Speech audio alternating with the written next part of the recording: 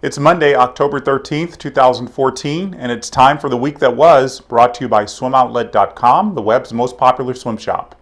I'm Jeff Cummings with you in our Phoenix studio to bring you the top 5 swimming headlines of the past week. With October being a fairly quiet month competition-wise, our headlines come from things that are happening outside the pool.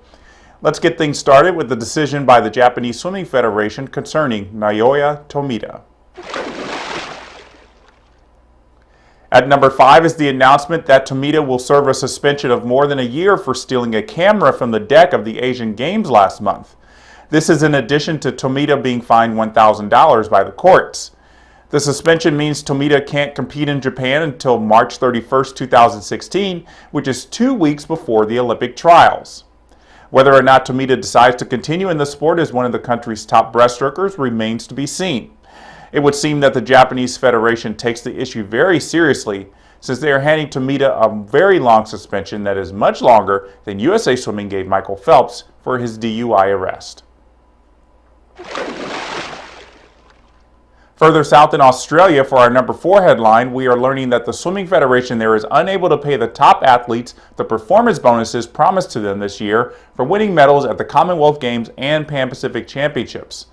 According to various reports, the organization is about $300,000 short of paying out the bonuses, though administration is trying to dilute it by mentioning that the money is expected to come with the signing of a major sponsor.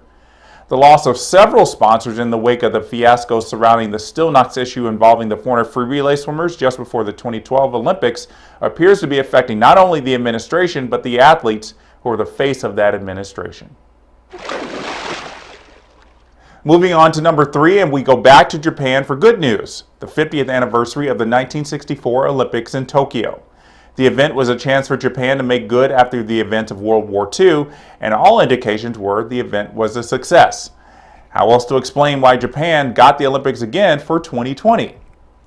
In the pool, a few stars were born. Dawn Fraser made history by winning the 100 freestyle for the 3rd time, something no one else had done, and something no one else would do for 32 years. Don Scholander became the first swimmer to win 4 gold medals, but circumstances kept him from winning 2 more. The 1964 Games did not have a 200 freestyle, which had been his best event at the time. He was also bumped off the 400 medley relay despite winning the 100 free because Steve Clark broke the world record in the 100 free leading off the 400 free relay.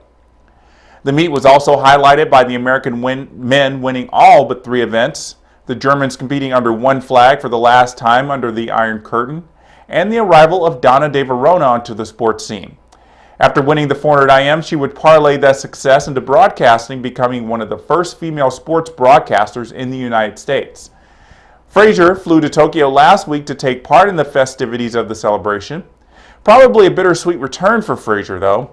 After her successful swims 50 years ago, she said she wanted to continue on to 1968 for the chance to win a 4th gold in the 100 free. But she was caught stealing a flag from the Emperor's Palace and banned from swimming for 10 years by Australian Swimming. They cut that ban short in 1967, but it was too late for Fraser to get back into shape for another Olympic run. All in all, it was one of the first Olympics to show races as close to live as possible, so people got to see races almost on the same day. How times have changed.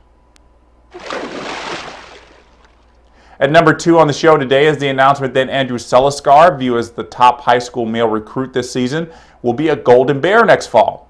Seliskar chose Cal over what we understand to be several top options, and the Bears will get one of the most versatile young swimmers that the United States has. His best events are the 200 and 400 IM, as well as the 200 fly, and he would be an NCAA finalist in all 3 if he were a college student now. He's also very talented in breaststroke and freestyle, and I bet he could be a contender in the backstroke events after some work with Cal's amazing backstroke group. Seliskar trains with John Flanagan at the highly successful Nation's Capital Swim Club and will be a major threat to the high school national record books at the Virginia State Championships early next year. We've reached the number 1 headline of the week, and it's the announcement that the United Arab Emirates is in line to host an open water race 4 years after the country was the site of the untimely death of Fran Crippen. FINA is considering a Grand Prix race in the UAE, and the American athletes are taking a stand by saying they plan to boycott the race if the UAE is picked as host. Crippen died of an apparent heart attack and heat exhaustion as water temperatures reached into the mid to upper 80s. His death prompted investigations and rule changes which have made the sport safer to some degree. Alex Meyer has been leading the push for safer open water swimming venues and wrote a letter to USA Swimming expressing his dissatisfaction over the UAE even being considered to host a race. We'll keep you posted on developments that come from this story. And those are the top 5 headlines of the week. We'll be back next time with another look at the stories that continue to keep the swimming community buzzing. I'm Jeff Cummings, and that was the week that was.